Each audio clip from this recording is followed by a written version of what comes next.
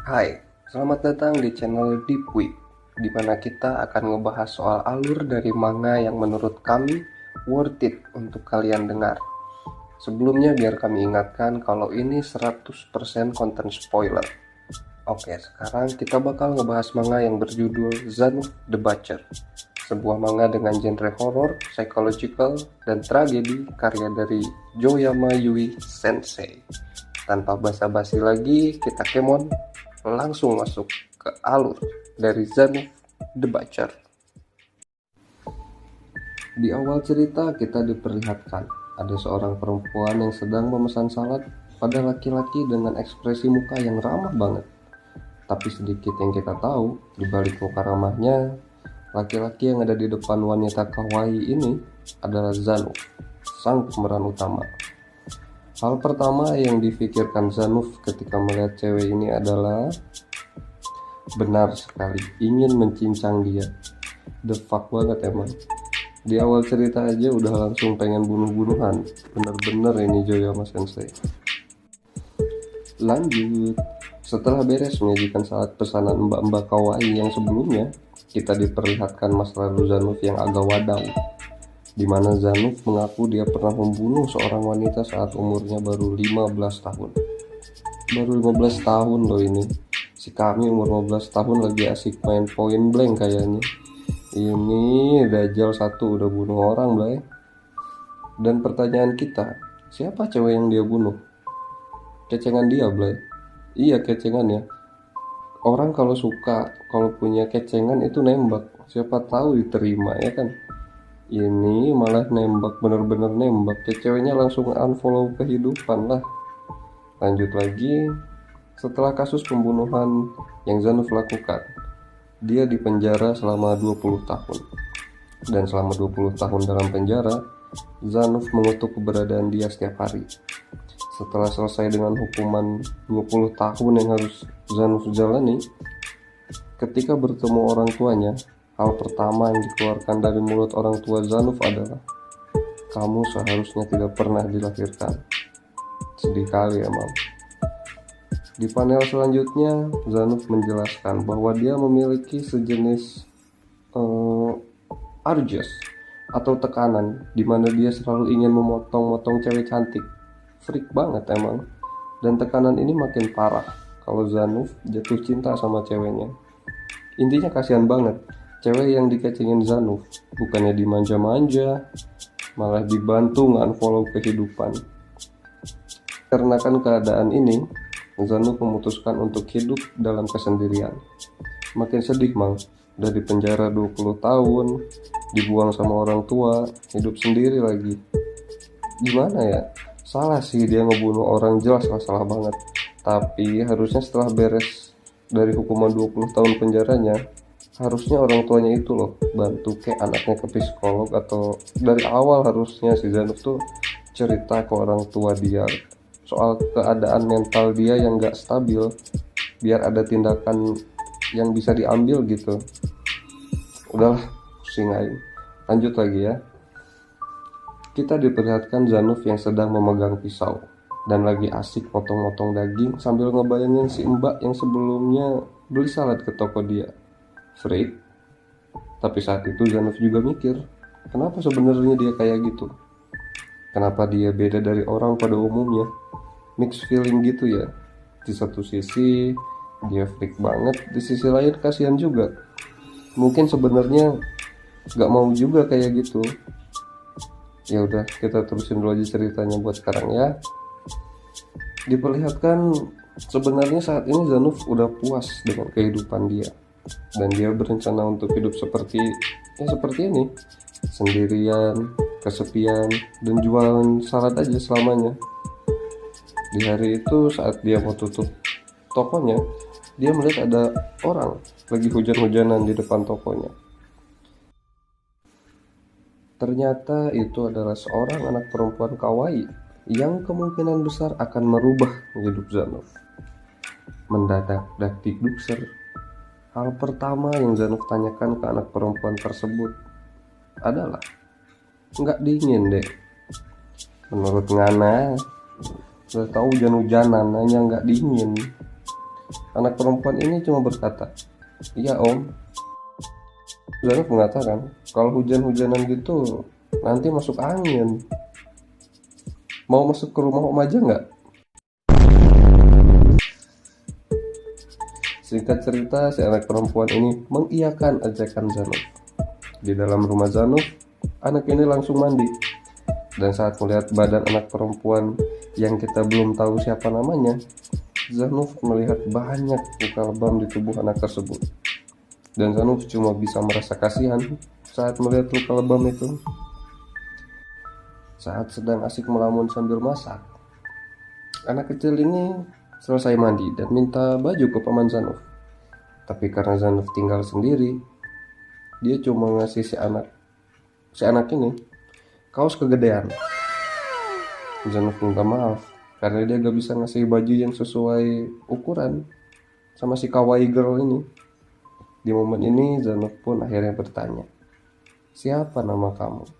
Si anak ini pun menjawab, "Namanya adalah Alice." Tidak lupa Zanuf pun memperkenalkan diri.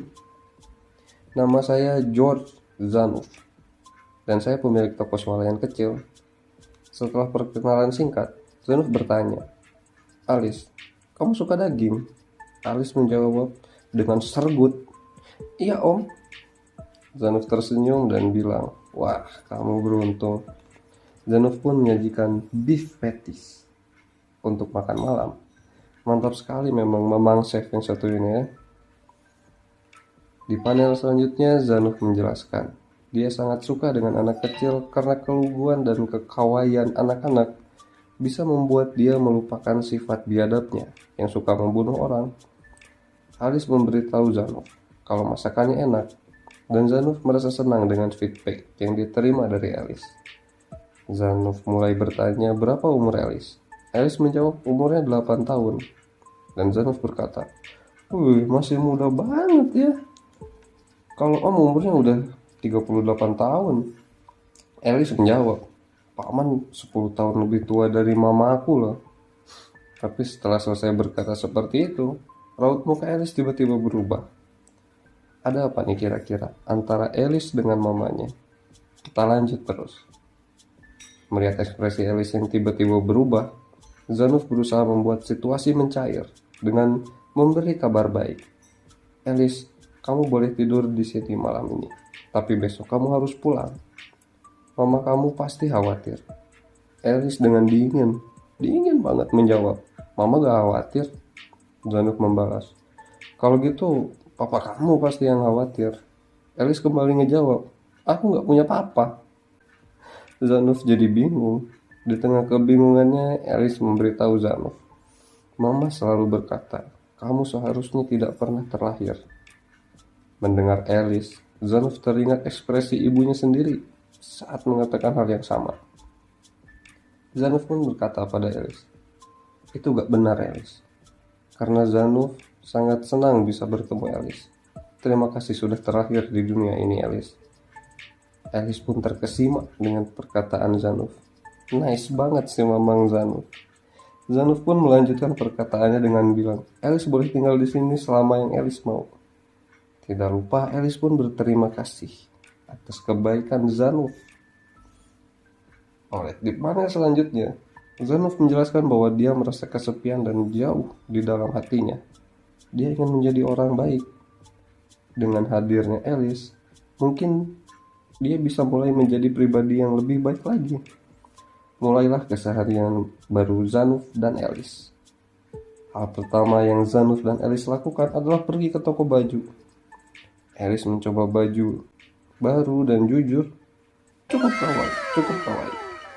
Dalam hati Zanuf, dia berkata, dia akan menunjukkan rasa sayangnya pada Alice dengan cara yang berbeda.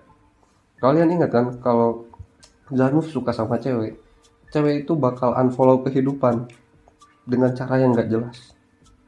Nah, kalau untuk Alice, dia ingin merawat Alice. Mungkin pada titik ini Zanuf mulai lepas dari keadaan di mana dia ingin mencincang cewek cantik. Setelah melihat Alice dengan baju barunya, Zanuf menambahkan satu aksesoris, yaitu hairpin atau jepitan rambut. Ini hairpin bukan sembarang hairpin. Zanuf menjelaskan bahwa hairpin itu terdapat motif bunga iris. Iris dan Alice terdengar senada, dan bunga iris dalam bahasa perbungaan memiliki arti love atau cinta. Mendengar penjelasan Zanuf, Alice pun terpukau dan sontak memeluk Zanuf. Di halaman selanjutnya kita melihat Zanuf yang sedang menjaga tokonya seperti biasa. Begitu selesai berjualan di toko, Zanuf naik ke lantai 2 tokonya, yang ternyata itu juga rumahnya. Jadi rumah Zanuf itu lantai 1 toko, di lantai 2 rumah gitu. Jadi kayak ruko lah, kayak ruko kalau di Indonesia mungkin ya. Nah, begitu naik ke lantai 2, Alice memanggil Zanuf, dan Alice menunjukkan sesuatu yang sedang dia kerjakan.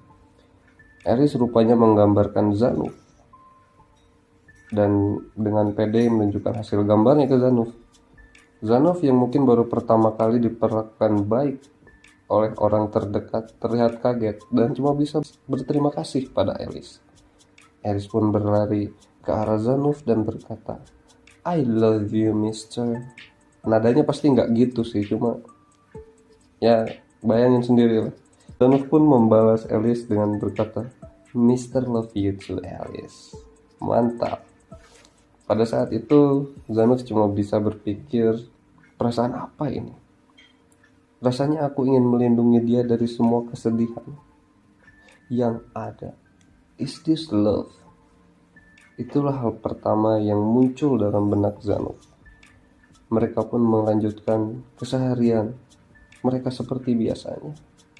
Zanuf memasakkan beef patties kesukaan Alice. Mereka dinner bersama, mandi bersama. Ini nggak patut ditiru ya. Dan saat hendak tidur, Zanuf yang ternyata selama ini tidur di lantai karena ada Alice, tiba-tiba diajak tidur satu kasur bersama Alice.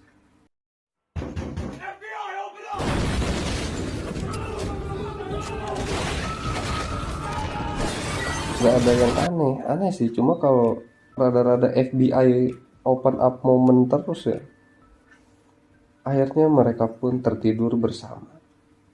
Saat tengah tertidur, Zanuf tiba-tiba bermimpi melihat kepala Alice yang terpenggal dengan pisau Zanuf tepat berada di depan muka Alice.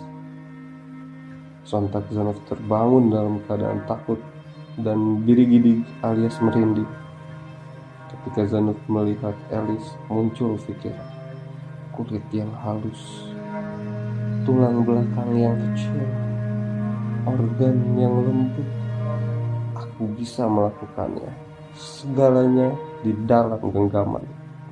Di titik ini, saat kita pikir Zanuf sudah sembuh dan hidup normal, ternyata penyakit biadab unfollow kehidupan Zanuf kembali kambuh. Bagaimana kelanjutan ceritanya? Kita lanjut ke part 2. Sebelumnya makasih banget kalian udah klik dan nonton video ini. Semoga alur manga yang kami bawakan menghibur dan bisa menemani kalian dalam segala aktivitas yang sedang dilakukan. Kalau kalian suka boleh like, kalau gak suka dislike aja. Kalau mau tahu kelanjutan ceritanya jangan lupa subscribe. Kami Deep With. See you all later.